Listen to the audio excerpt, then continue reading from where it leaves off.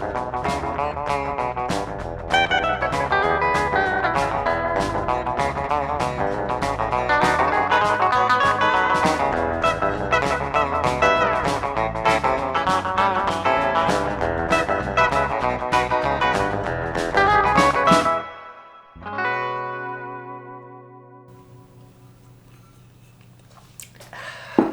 morning, everybody. Willie here at the Great Outdoors. That's right, I said good morning because it is 20 minutes after 6 in the a.m.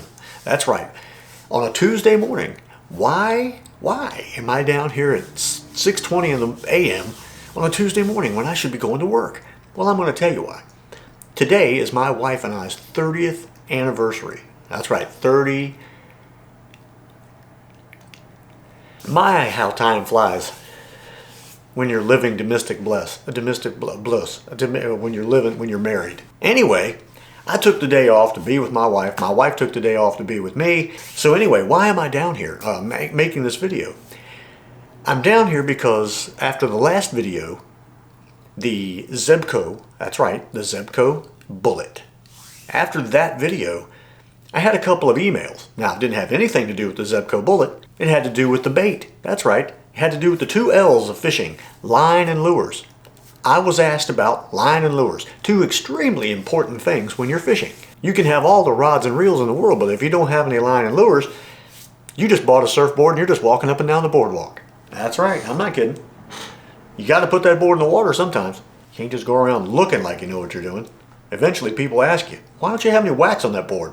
Those of you who surf will understand what I'm talking about. Those of you who don't, skip past that part. Anyway, I just figured I would answer the questions for you. What was I using that day, and why did we catch so many fish that quickly? We did catch we caught fish fast. I'm not kidding. Not to be confused with fast fish. We just caught fish fast. Within about 10 or 12 minutes, we'd already caught 4. And that's pretty good right into the season like that. Now, why did that happen? 'Tis the season, basically. It's warming up. It's getting warm. We had 3 hot days, warm days. Wednesday and Thursday was in the 70s and 80s. And the sun was bright, not a cloud in the sky. The water's cold and clear. It kind of gives you that magnifying glass with the sun effect coming into the water. And it warms the water up quick. So those fish start immediately thinking, hey, it's getting hot. I'm tired of sitting down here on the bottom of this lake all lethargic. And they don't even know what lethargic means. So imagine how they feel. If they knew, they'd probably take offense to it. Me, I'd take a hammer to it. Totally different though. They can't swing a hammer. The baits that I was using, I'm going to give you a little rundown on what they were, how I used them, and basically what it takes to catch a fish around here. These baits may work well. The things that I use around here may work good for you as well. May work good for you, may work well for you. They might work. How about that? They might work for you as well. So you can give them a try and see how things work out for you. So I'm going to take you down to the table here and show you what I used that day, how I rig them up, and maybe you can go out to your local whatever bait shop you have, whatever tackle shop you have, pick up some of these things and give them a try. Because the things I use are not terribly expensive. They're just not. Why? Because otherwise I wouldn't have been able to buy a Zebco Bullet. That's how I use cheap bait. They're name brands though, daggone it. Don't get me wrong. Anyway, let's get down to the table and stop playing around here. Show you this stuff before I wake everybody up and they get mad. And then the whole 30-year thing is just shot. Now, the first thing that I'm going to show you in our line and lures episode here is line. I love this stuff. Trout Magnet SOS. You can get this in 2, 4, and 6 pound line. And I really love using this stuff. It works well. It works great for me on the reels that I use when I use a lot of those spin cast reels. This is what I like to use. If I don't use SOS, I'm usually using some form of suffix. Even the Bass Pro Shops XL, which I would not suggest really to anybody. That usually only goes on reels that I may be getting rid of. But the SOS Trout Magnet, good stuff. I like using it. Good, strong, very little stretch. Just a good bait, a good all-around line for what I do. Now let's get off of that. First thing that I'm going to show you is Topwater stuff, okay? I love Topwater. We're going to go through this real fast, but I like using the smaller stuff because big fish like small baits on many occasions. There is your smallest whopper plopper. Okay, that is a whopper plopper 60. Okay, that is the 60 size. I don't find them very often. Dick's Sporting Goods is the only people that carry them around here. But they're just big enough to entice any size of fish. And if that tail right there plopping, that propeller, they can't stand it.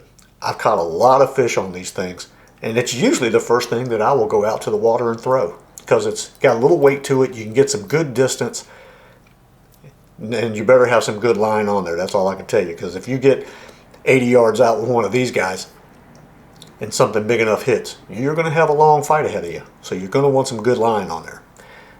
Whopper Plopper 60. And black and white's what I use the most of. Now, talking about Whopper Ploppers, I use this one on occasions when I've got some thicker line on there and I'm hunting down some larger fish. This is the 90. Okay, Whopper Plopper 90. Very good fish bait. I love this thing. The bass just can't resist these things. Out of all the new baits that I've ever used, I gotta say, these work. Okay, so give them a try if you get the chance. Now these aren't that cheap though. You're looking at about $12.99 for one lure right there.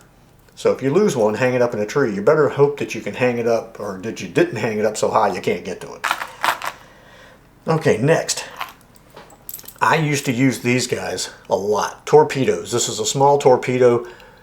This one, as a matter of fact, I think might be the one that was in my thumb. My thumb doesn't appear to be having any anxiety problems about being around it, so it should be okay. Anyway, I use these things.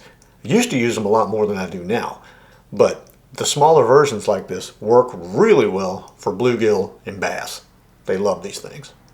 Now, to my favorite. This is my favorite. This is the Hula Popper. Black, white and black tail, red mouth, and solid black. Other than the saying Hula Popper on the back right there. Single treble hook setup. I love these things. I take most of the rods and reels that I use. It will be an 8-pound or a 10-pound braided line of some kind with a 6-pound, probably a 6-pound. That's what I usually use. Leader. And I will fling these guys here and just kill anything. I mean, I'm talking bass, I'm talking bluegill, anything that comes up to the top to hit, these guys will bring them out. Love these things. Now, this is not a topwater bait, but it's one of my favorite spinner baits ever. This is the Mepps XD. If I'm trout fishing, I have a pocket full of these things. Actually, no, I don't, because that would be painful. But I do have a tackle box full of these things. I love them. Different sizes. This color, silver blade, silver middle, red bead, bucktail with flashing. Love these things, man. The XD stands for extra deep. So these guys actually will go down deeper than most spinner baits will go. Most spinner baits will come straight across the top about 6 or 8 inches underneath the water. This guy will dive down where they're at. And makes a lot of noise with that blade. It's very much like an old Panther Martin, but this works better. I've always found these to work better than the Panther Martins, but I will use the Panther Martins. Don't think I won't. I just love that though. Mepps XD. Now, the important part. This is a very important bait right here. Crappie Max Threadfin Shad. There it is. Crappie Max Threadfin Shad. Got a kind of a ribbed body there with a sea tail. Now, the jig that I have this on is an eagle claw with a sickle style hook and a 1/16. I do not use these as much as I used to. I still will use these if I'm looking for larger fish, because that hook right there is not going to give up on you. Pretty good thick hook, and man, does it set well. That sickle style really hooks well. But this color here is very important. Largest bass I've ever caught to date was caught with this little bait right here.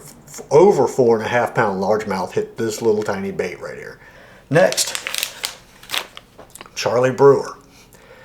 Cannot stress enough how important it is to have these little guys in your tackle box. All kinds of colors. I use all kinds. This is called baby bass, but I use these all the time. With the little paddle tail, they work really well. Now, again, this is baby bass, another extremely good color for the beginning of the season. This is the color I was using at the lake using the Zebco when I caught all those fish so quickly. Okay, and I'm going to show you this real quick. Bobby Garland. These are good. jigging baits. I love using these because they look like that right there. I use them in all kinds of colors. I use them for jigging. I usually use these guys when I am on a boat where I can drop off the side and jig these things around logs and stumps and trees that have fallen and that kind of thing. Really important bait. Works really well. Now we're going to go to something else here real quick. That Squirt Jig by Bass Pro Shops. This one is beat all to pieces and the hook's bent and everything else on it, but I just wanted to use it as a little example showing you what I had here. I used these more so than that one I just threw at you, than these. To me, that ball head jig, it works, don't get me wrong. I've caught many a fish with it. But when I started experimenting here, I started doing this. Using the squirt jig inside the bodies that I've been using, because this looks more fish oriented than this with the big goofy round head and the big eyeball.